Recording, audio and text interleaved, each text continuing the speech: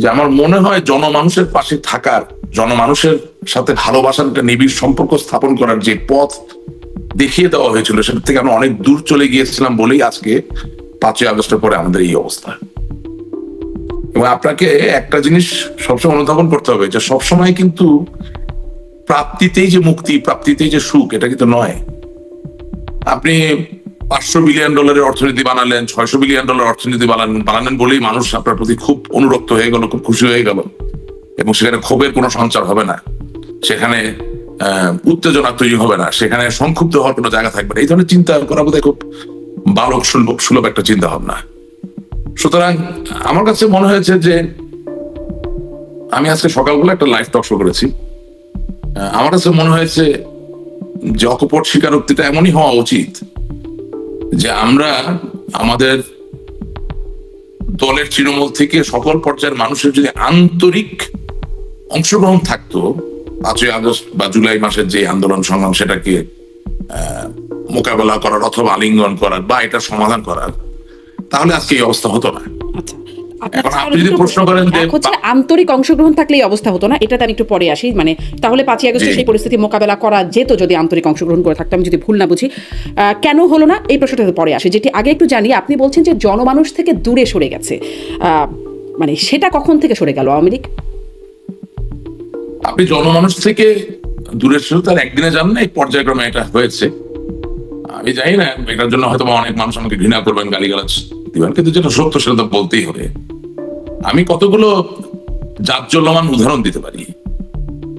আমরা যখন দলীয়ভাবে সিদ্ধান্ত নিলাম যে স্থানীয় সরকার নির্বাচনগুলোতে আমরা রাজনৈতিক মার্কা দিয়ে নির্বাচন করাবো, সেদিন থেকে আপনি মনে করবেন যে বাংলাদেশ আওয়ামী লীগের মতো একটি দুর্দান্ত প্রতাপশালী জনমানুষের দলের মাঝে একটা দপ্তরকে ঘা, একটা বিভক্তি তৈরি হয়ে গেল। এবং এটা আমি বলছি এই কারণে, দেখেন আওয়ামী লীগ এমন একটা দল, আমি অন্য দলের কথা বলতে পারি না, কারণ আমি অন্য দল কোনোদিন করি নাই, আমি জন্মের পর থেকে আওয়ামী লীগ করছি। আওয়ামী লীগ এমন একটা দল যেখানে এমনও মানুষ আছেন যিনি বঙ্গবন্ধুর সময় থেকে রাজনীতি করছেন, তিনি বহু মন্ত্রী বহু এমপির থেকে ভালো রাজনীতি করছেন, এবং বহু এমপি বহু মন্ত্রী থেকে তার ত্যাগ বেশি। আপনি এলাকায় গেলে তার পরিবারের প্রভাব প্রতিপত্তি দেখবেন অনেক মন্ত্রী এমপি থেকে কম না, কিন্তু তারা জনমানুষের সেবার জন্য যুগ যুগ ধরে স্থানীয় সরকারের চেয়ারম্যান নির্বাচন করেন, পৌরসভা চেয়ারম্যান নির্বাচন করেন, তারা উপজেলা চেয়ারম্যান হওয়ার চেষ্টা করেন, এটাই তাদের ধারা। সেই জায়গায় আপনি যখন নৌকা মার্কা দিয়ে স্থানীয় সরকার নির্বাচন করবেন বলে সিদ্ধান্ত নিলেন, তখন তো কেউ একজন পাবে আরেকজন পাবে না, একটা পরিস্থিতি তৈরি হলো। এবং বাংলাদেশের স্থানীয় সরকার নির্বাচনগুলো কিন্তু মহল্লায় মহল্লায়, পাড়ায় পাড়ায়, পরিবারে পরিবারে, ওয়ার্ড থেকে ওয়ার্ডে আঞ্চলিকতার ভিত্তির উপর হয়ে থাকে।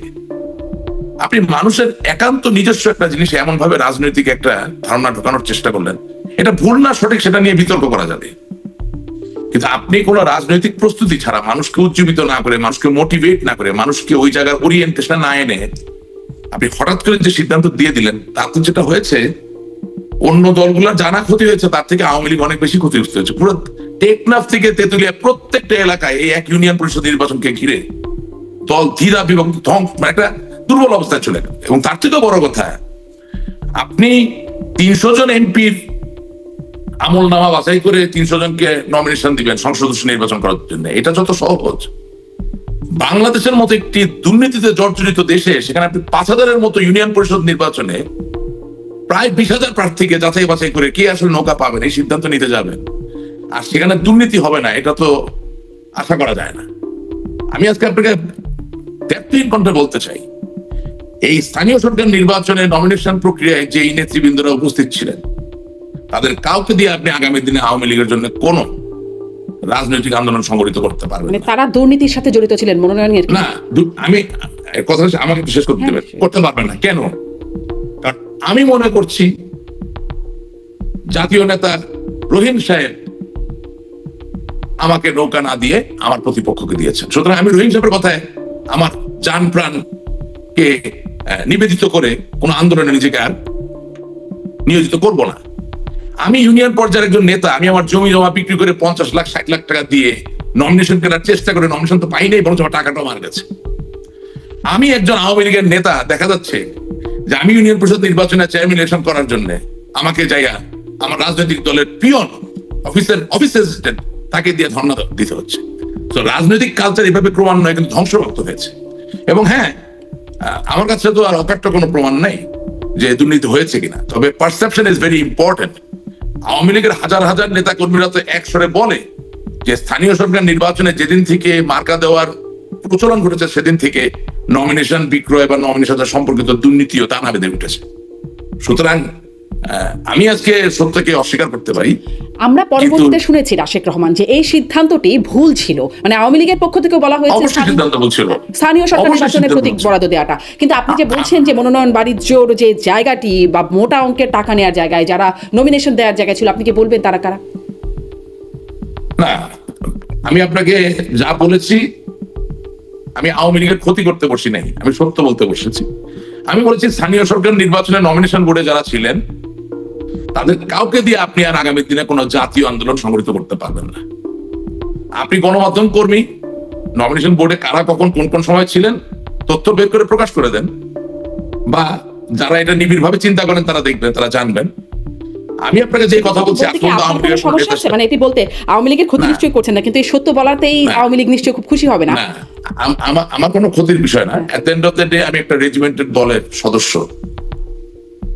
সুতরাং যেটা বলা প্রয়োজন, যেটা দিয়ে ডিসকোর্স তৈরি হবে, যেটা দিয়ে একটা প্রতিবাদের জায়গা তৈরি হতে পারে, যেটা দিয়ে একটা শুদ্ধিকরণের জায়গা তৈরি হতে পারে, সেটা আমি বলবো। এবং আপনিও যে আমাকে আমন্ত্রণ জানাচ্ছেন, আজকে তো শেষ না, আরো তো ডাকবেন আশা করি। সুতরাং today what I told you many people did not tell you, they don't have the guts to tell you. আমার শুরুটা কিন্তু স্যাটায়ার ভিত্তিক ছিল যে আমরা সবকিছু ঠিক চালিয়েছি, অথচ আমরা এখন আর নাই।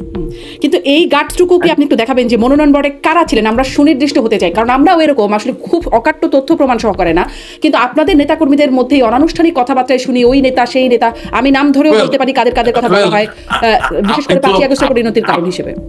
আপনি তো এক সময় একটা প্রতিষ্ঠান চ্যানেলে বাংলাদেশে কাজ করতেন, যেটা মালিক ডিবিসির মালিক আপনাদের 2জন বা 3জন বোধহয়, হ্যাঁ 2জন সাংবাদিক, সিনিয়র সাংবাদিক এবং সাংবাদিক নেতা, এবং আরেকজন একজন বিতর্কিত ব্যবসায়ী। তো তারা তো সরকারের সাথে খুব ঘনিষ্ঠভাবেই ছিলেন। তো তখন তো আপনারা জানতেন যে কারা এই কাজগুলো করছেন। তো আপনি আমাকে জিজ্ঞেস করছেন কেন 5 আগস্ট, আমরা আসলে জানতাম না। আসলে যেটা ভাবেন যে আসলে সব ব্যাপারের খবরগুলো সাংবাদিক আমাদের কাছে আমি বলছি ঠিক আমি বলছি জি রাশেক, আপনি আমাকে জানতে চেয়েছেন 5 আগস্ট কেন হচ্ছে, আমি তো সেটা আগে বলবো, রাইট? আমি ওইটাই বলার চেষ্টা করছি যে 5 আগস্টের আগে এই যে ঘটনাগুলো ঘটে গেল, যেখানে বাংলাদেশের স্বাধীনতার একটা অনস্বীকার্য দল, সেই দলের মাঝে এরকম একটা ভ্রষ্টাচার চলছে, অথচ সাংবাদিক থেকে শুরু করে কেউ যাদের গণতান্ত্রিক কাঠামো বজায় রাখায়, গণতান্ত্রিক ধারাবাহিকতাকে সুসংগত করার ক্ষেত্রে অনস্বীকার্য ভূমিকা আছে, তারা কেউ তাদের ভূমিকা পালন করেন নাই। তারা কেউ নাকি জানেন না কি হচ্ছিল, কি হয়েছে। That's what I'm pointing at. নামে যাবো, আমি আপনাকে বলতে চাচ্ছি যে আমি যেমন বলি নাই, আমি যেমন বলতে পারি নাই, ঠিক একইভাবে আপনিও কিন্তু বলেন নাই বা বলতে পারেন নাই। কারণ আপনার যারা সিনিয়র যারা ছিলেন, যাদের নির্দেশনায় আপনি একটা জায়গায় কাজ করতেন, তারা কিন্তু রেগুলার আমি দেখতাম গণভবন যাচ্ছেন, আমরা যেতাম না রাশেক রহমান। এই জন্যই আমরা আপনাদেরকে বেশি প্রশ্ন আমি কি বলেছি শুনেননি আপনি যাদের নির্দেশনায় চলতেন, আমি কথাটা বলেছি, আমি জানি আমি কি বলছি। আমি ইরেসপন্সিবল কোনো কথা বলিনি, আমি আপনাকে পয়েন্ট করিনি। আমি বলতে চাচ্ছি আপনার যে টিভি চ্যানেল, সেই টিভি চ্যানেল মালিক পক্ষ 2জন সিনিয়র সাংবাদিক নেতা, তারা অন রেগুলার বেসিস খুবই ঘনিষ্ঠভাবে আওয়ামী লীগ সরকারের বিভিন্ন নেতৃবৃন্দ যারা এই নমিনেশন বাণিজ্যের সাথে যুক্ত ছিলেন, তাদের সাথে সুনিবিড় সম্পর্ক রেখেছিলেন। ওনারা যেমন আপনাদেরকে দিয়ে বলাতে পারেননি, বলাতে চাননি, ঠিক একইভাবে আমিও বলতে পারিনি, এখনো চাইনি। আপনি সেই দায় আমাকে দিতে পারেন, এখনো সেটি পারবেন না। এটা গেল এক, এটা গেল সেটি পারছেন না রাশেক। 2 নাম্বার, হ্যাঁ আছে 2 নাম্বার বলছি আপনাকে। 2 নাম্বার, আপনি এই স্থানীয় সরকার নির্বাচনে নমিনেশন প্রক্রিয়া শুরু করার পরে যখন এর ব্যাপ্তি আরো বাড়িয়ে দিলেন, মানে পৌরসভা থেকে শুরু করে একেবারে জেলা পরিষদ, উপজেলা নির্বাচন পর্যন্ত, তখন এই বিভক্তির জায়গাটা আরো গভীর হয়ে গেল। এবং সবশেষ কফিনে পেরেকটা আপনি মারলেন যখন আপনি একটি জাতীয় সংসদ নির্বাচনে ডেকে সবাইকে বললেন যে তোমরা পিস্তল দিয়ে খেলা করো একে অপরের সাথে। কি পিস্তল? গুলির পিস্তল না, পানির পিস্তল। তার মানে একজন নৌকা নিয়ে দাঁড়াও, আরেকজন অন্য কোনো মার্কা নিয়ে দাঁড়াও। যখন নিজ দলের ভিতরে সারা দেশে বিভিন্ন জায়গায় লোকজন দাঁড়িয়ে গেল, তখন যেটা হলো যে আওয়ামী লীগ ক্ষমতায় সত্য, কিন্তু ক্ষমতায় থাকার পরেও দেখা যাচ্ছে যেখানে নৌকা মার্কা জিতেছেন সেখানে নৌকা মার্কার লোক অন্য যে বিদ্রোহী প্রার্থী তার লোকদেরকে হামলা করছে, তার বিরুদ্ধে মামলা করছে, তাদেরকে নির্যাতন করছে, নিষ্পেষণ করছে।